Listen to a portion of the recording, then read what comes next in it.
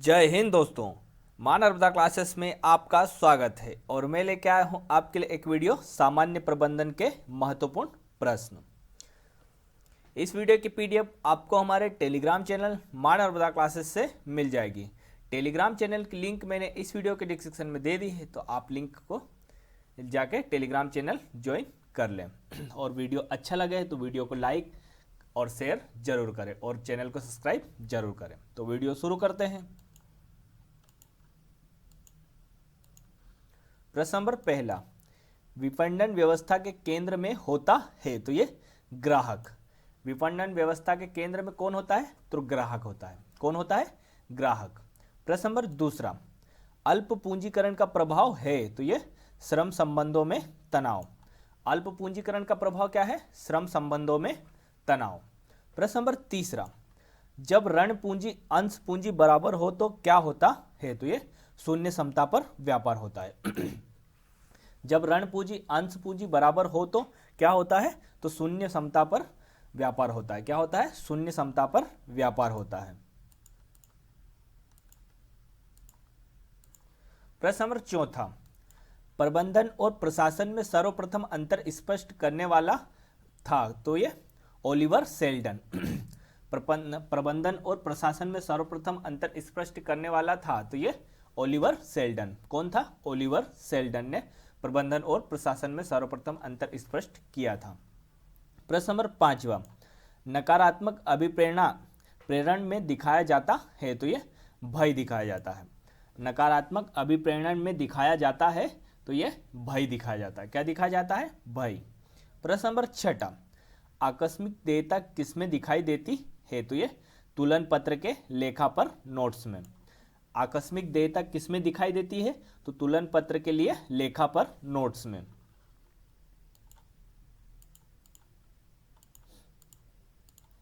प्रश्न नंबर सातवां, भारत में लेखा मानक एक किस विषय में व्याख्या करती है तो ये सूची मूल्यांकन में।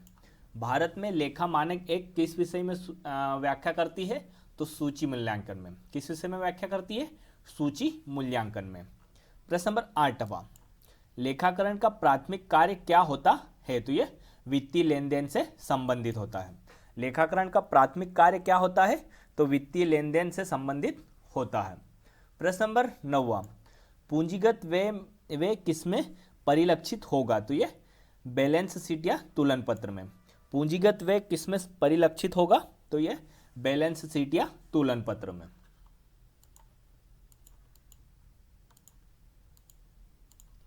प्रश्न नंबर 10वां, नियंत्रण विस्तृति को निर्धारित करने वाला का सूत्र किसने प्रस्तुत किया है तो ये वी.ए. ग्रेक्यूनास ने।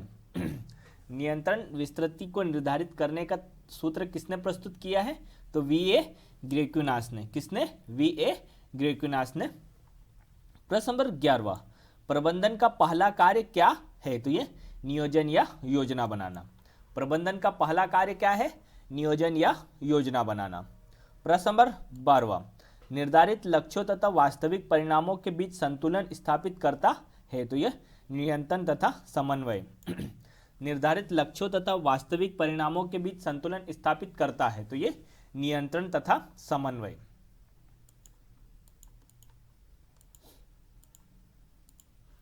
प्रश्न नंबर 13वां, प्रत्येक प्रबंधक उत्तरदायी होता है तो यह अपने विभाग के कार्यों के लिए। प्रत्येक प्रबंधक उत्तरदायी होता है तो अपने विभाग के कार्यों के लिए। किसके लिए? अपने विभाग के कार्यों के लिए। प्रश्न नंबर 14, किसी व्यक्ति की कार्य करने की इच्छा को जागृत करने के लिए उसे समय समय पर प्रेरणा देनी होती है, जिसे कहते हैं तो ये अभिप्रेरणा। किसी व्यक्ति की कार्य करने की इच्छा को जागृत करने के लिए उसे समय समय पर प्रेरणा देना होती है तो ये जिसे क्या कहते हैं? अभिप्रेरणा। क्या कहते हैं? अभिप्रेरणा। प्रश्न नंबर 15, संदेश की भाषा कैसी होनी चाहिए तो यह शिष्ट एवं शालीन। संदेश की भाषा कैसी होनी चाहिए? शिष्ट एवं शालीन होना चाहिए। कैसे होना चाहिए? शिष्ट एवं शालीन होना चाहिए। प्रश्न नंबर 16वां, माल सूची को किस प्रकार की संपत्ति में शामिल किया जाता है तो यह चालू संपत्ति में। माल सूची को किस प्रकार की संपत्ति में शामिल किया जाता है? तो यह चालू सूची की संपत्ति में शामिल किया जाता है? किस सूची में? चालू संपत्ति में शामिल किया जाता है। प्रश्न नंबर 17 पद सोपान है तो यह श्रेणीबद्ध प्रशासन। पद सोपान क्या है? श्रेणीबद्ध प्रशासन। प्रश्न नंबर 8वां अल्प पूंजीकरण का प्रभाव है तो यह पूंजीगत हानि। अल्प पूंजीकरण का प्रभाव है तो यह पूंजीगत हानि है। क्या है? पूंजीगत हानि। प्रश्न नंबर 19 सभी उत्पादनों का एकमात्र अंतिम उद्देश्य उपभोग है तो यह कथन है तो यह एडम स्मिथ का कथन है। सभी उत्पादनों का एकमात्र अंतिम उद्देश्य उपभोग है, यह कथन है तो यह एडम स्मिथ का है। किसका है? एडम स्मिथ का। प्रश्न नंबर 20वां अनुकूलतम पूंजी संरचना का गुण नहीं है तो यह अधिकतम लागत। अनुकूलतम पूंजी संरचना का गुण नहीं है तो यह अधिकतम लागत। कौन सा गुण नहीं है? अधिकतम लागत नहीं है। प्रश्न नंबर 21 रोकड़ बही में डेबिट शेष का अर्थ है तो यह अनुकूल शेष। रोकड़ बही में डेबिट शेष का क्या अर्थ है? अनुकूल शेष।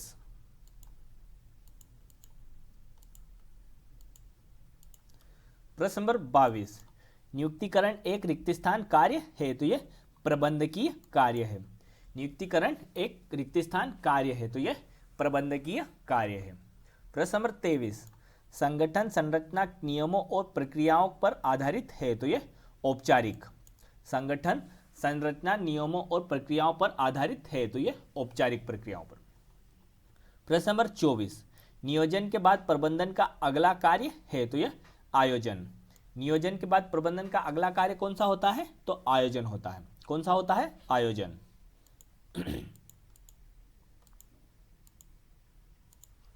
प्रश्न नंबर 25 बही खाता को किसकी पुस्तक कहा जाता है तो यह अंतिम प्रविष्टि की। बही खाता को किसकी पुस्तक कहा जाता है? अंतिम प्रविष्टि की। किसकी पुस्तक कहा जाता है? अंतिम प्रविष्टि की। प्रश्न नंबर 26 जनरल लेन देन को किस क्रम में सूचीबद्ध करता है तो यह कालानुक्रमिक में। जनरल लेन देन को किस क्रम में सूचीबद्ध करता है? तो कालानुक्रमिक लेन देन में। प्रश्न नंबर 27 नाम मात्र खाते संबंधित है तो यह व्यय और राजस्व। नाम मात्र खाते संबंधित है तो व्यय और राजस्व।